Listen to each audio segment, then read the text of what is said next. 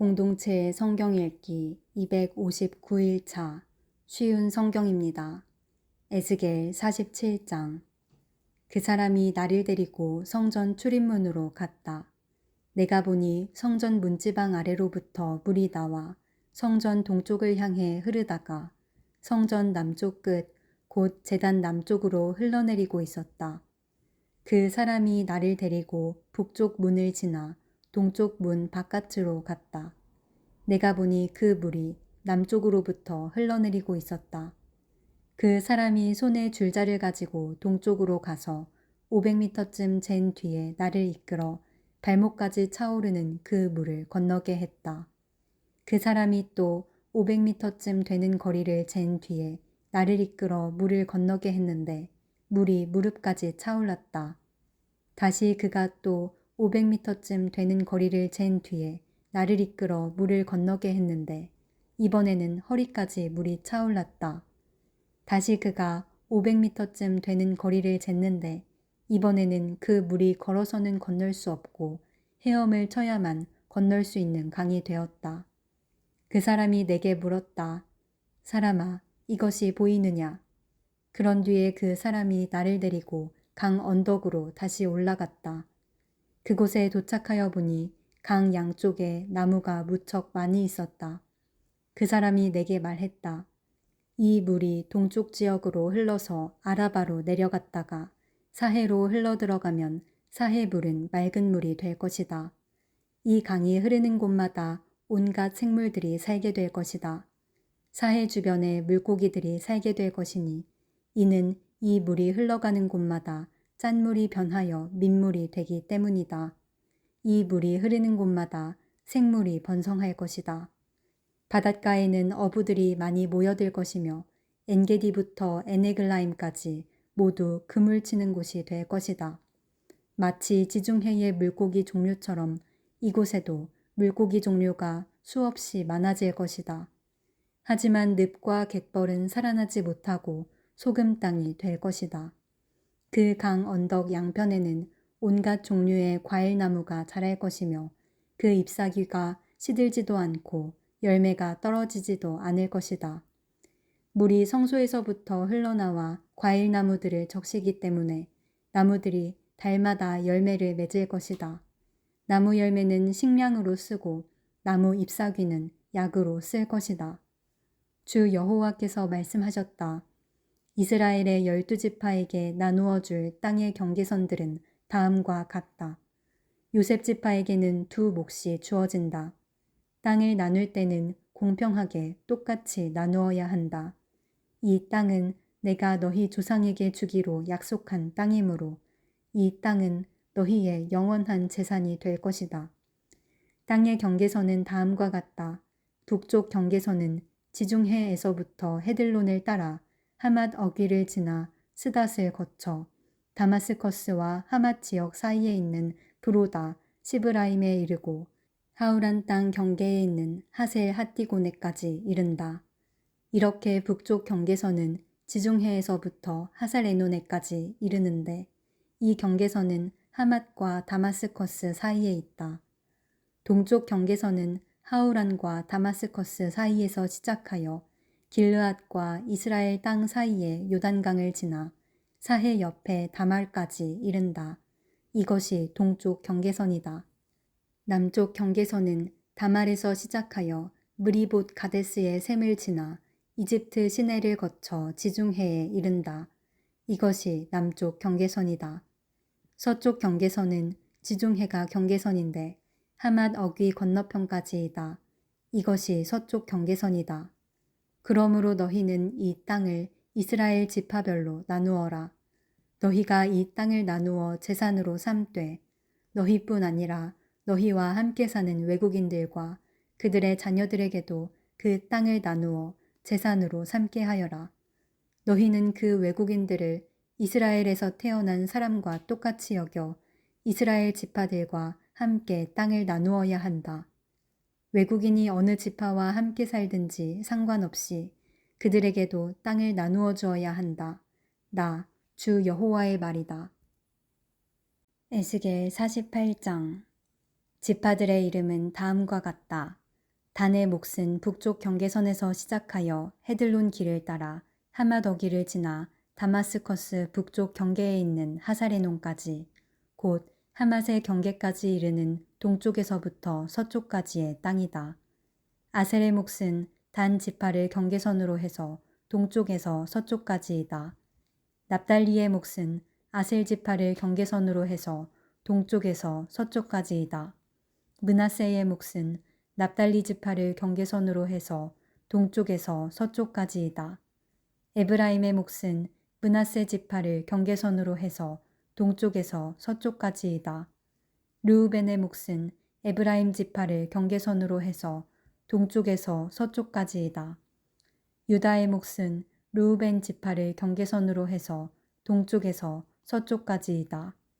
너희는 유다 지파를 경계선으로 해서 동쪽에서 서쪽까지의 몫을 거룩한 지역으로 지정하여 특별한 예물로 바쳐야 한다.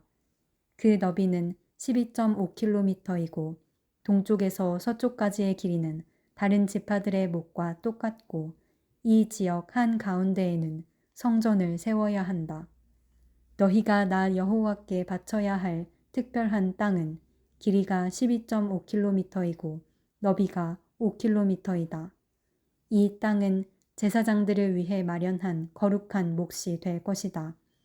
북쪽으로는 길이가 12.5km, 서쪽으로는 너비가 5km, 동쪽으로도 너비가 5km, 남쪽으로는 길이가 12.5km이다.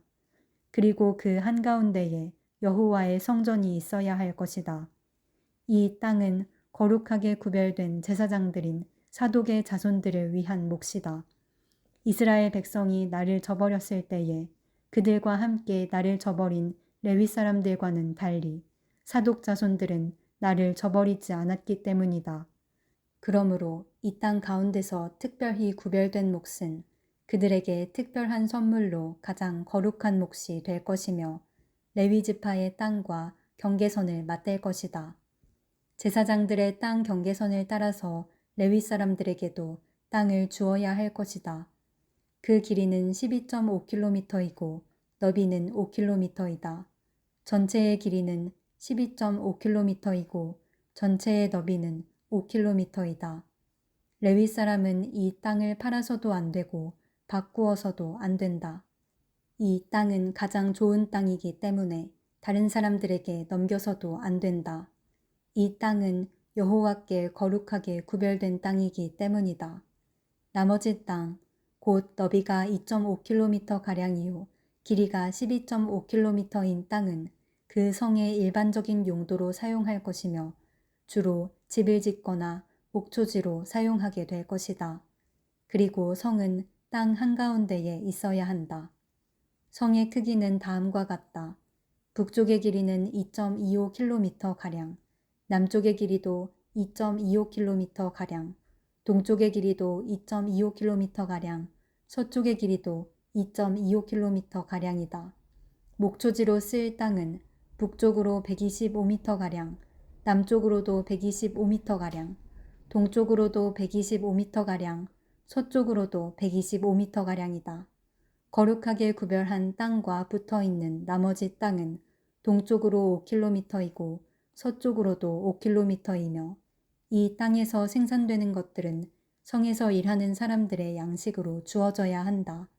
그리고 성에 사는 사람들로서 이 땅을 일구는 사람들은 이스라엘의 모든 지파로부터 온 사람들이어야 한다. 이 전체 지역은 사방이 12.5km 되는 정사각형이다. 너희는 성에 딸린 땅과 함께 거룩한 땅을 주님께 드리는 특별한 선물로 바쳐야 한다. 거룩하게 구별한 땅의 양옆과 성에 딸린 땅의 양옆에 있는 나머지 땅은 왕의 몫이다. 그 땅은 거룩하게 구별한 땅 동쪽 옆으로 동쪽 경계선까지이며 서쪽 옆으로는 지중해까지이다. 두 지역의 길이는 지파들이 차지할 땅의 길이와 같다. 이 땅이 왕의 몫이다. 거룩한 땅과 성전 안의 성소가 그 땅의 한가운데에 있어야 한다. 레위 사람의 땅과 성에 딸린 땅은 왕의 몫으로 돌아갈 땅 중간에 자리 잡게 된다. 왕에게 속한 땅은 유다의 경계선과 베냐민의 경계선 사이에 있게 될 것이다. 나머지 지파들이 받을 땅은 다음과 같다. 베냐민 몫은 동쪽에서부터 서쪽으로 지중해까지이다. 시므온의 몫은 베냐민 지파를 경계선으로 해서 동쪽에서 서쪽까지이다. 이사갈의 몫은 시므온 지파를 경계선으로 해서 동쪽에서 서쪽까지이다. 스불론의 몫은 이사갈 지파를 경계선으로 해서 동쪽에서 서쪽까지이다. 갓의 몫은 스불론 지파를 경계선으로 해서 동쪽에서 서쪽까지이다. 갓의 남쪽 경계선은 동쪽으로 사해 부근의 다말에서부터 느리바 가데스 샘까지 이르고 또 거기에서부터 이집트 시내들을 따라 지중해까지이다. 이것이 너희가 제비를 뽑아 이스라엘 지파들 사이에 나누어야 할 땅이다. 이 땅들이 그 지파들의 몫이다. 나 주 여호와의 말이다. 성의 문은 다음과 같다. 북쪽 성벽의 길이는 2.5km 가량이다. 북쪽의 문은 모두 3개가 있는데 그 이름은 르우벤 문, 유다 문, 레위 문이다. 성문의 이름은 이스라엘 지파의 이름에서 따온 것이다. 동쪽 성벽의 길이는 2.5km 가량이다. 동쪽의 문은 모두 3개가 있는데 그 이름은 요셉 문, 베냐민 문, 단 문이다. 남쪽 성벽의 길이는 2.5km 가량이다. 남쪽의 문은 모두 3개가 있는데 그 이름은 시므온 문, 이사갈 문, 스불론 문이다. 서쪽 성벽의 길이도 2.5km 가량이다. 서쪽의 문도 모두 3개가 있는데 그 이름은 갓 문, 아셀 문, 납달리 문이다. 이렇게 성의 둘레는 9km 가량이다. 그때부터 이 성의 이름은 여호와께서 거기에 계시다 라는 뜻의 여호와 삼마가 될 것이다. 다니엘 1장. 유다 왕 여호야김이 왕이 된 지 3년째 되는 해에 바빌로니아 왕 느부갓네살이 군대를 이끌고 예루살렘에 쳐들어와 성을 포위했습니다. 그러자 주께서 유다 왕 여호야김을 느부갓네살 왕에게 포로로 넘겨주셨습니다. 그래서 그는 하나님의 성전 기구들 가운데 일부를 가져다가 바빌론에 있는 자기 신전의 보물창고에 두었습니다. 느부갓네살 왕이 아스부나스 환관장에게 명령하여 포로로 잡혀온 이스라엘의 왕족과 귀족의 아들들 중에서 몇 명을 왕궁으로 데려오게 했습니다. 데려오는 소년들은 몸이 튼튼하고 잘생겨야 하며 교육을 많이 받은 사람, 지혜와 총명이 있는 사람, 그리고 왕궁에서 왕을 모실 수 있는 사람이어야 했습니다. 왕은 그들에게 바빌로니아의 언어와 문학을 배우도록 하였습니다. 왕은 그들에게 매일 그가 먹는 음식과 그가 마시는 포도주를 주면서 3년 동안 교육시킨 후에 왕을 모시게 하려 하였습니다. 그들 가운데 다니엘과 하나냐와 미사엘과 아사랴가 있었는데 이들 모두 유다의 자손들이었습니다. 환관장이 그들에게 바빌로니아식 이름을 지어주어 다니엘은 벨드사살로, 하나냐는 사드락으로, 미사엘은 메삭으로, 아사랴는 아벳느고로 불렸습니다. 다니엘은 왕이 준 음식과 포도주로 자기를 더럽히지 않게 해달라고 환관장에게 부탁하였습니다. 하나님께서 환관장의 마음을 움직이셔서 다니엘의 말을 좋게 여기도록 해주었습니다. 환관장이 다니엘에게 말했습니다. 그렇지만 나는 나의 상전이 두렵다. 왕께서 너희가 먹고 마실 것을 정해주셨는데 너희가 이 음식을 먹지 않아 너희 얼굴이 너희 또래의 다른 젊은이들보다 못하게 보인다면 이 때문에 내 목숨은 왕 앞에서 위험하게 될 것이다. 다니엘은 환관장이 다니엘과 하나냐와 미사엘과 아사랴를 지키라고 세운 감독관에게 말하였습니다. 우리를 10일 동안 시험해 보십시오. 우리는 채소와 물만 먹겠습니다. 감독관께서는 10일 뒤에 우리의 얼굴과 왕의 음식을 먹는 다른 젊은이들의 얼굴을 비교하여 보시고 당신들의 종인 우리를 마음대로 하십시오. 감독관이 그 말대로 10일 동안 시험해 보았습니다. 10일이 지났을 때 그들의 얼굴빛은 왕의 음식을 먹는 다른 젊은이들의 얼굴빛보다 더 좋고 건강해 보였습니다. 그때부터 감독관은 다니엘과 하나냐와 미사엘과 아사랴에게 왕이 내린 음식과 포도주 대신에 채소를 주었습니다. 하나님은 이 네 사람에게 지혜를 주셔서 모든 문학과 학문에 뛰어나도록 해주셨습니다. 또한 다니엘에게는 환상과 꿈을 해석하는 특별한 능력을 주셨습니다. 왕이 그들을 데려오라고 정한 그 기간이 끝나자 환관장은 젊은이들을 느부갓네살 왕에게 데려갔습니다.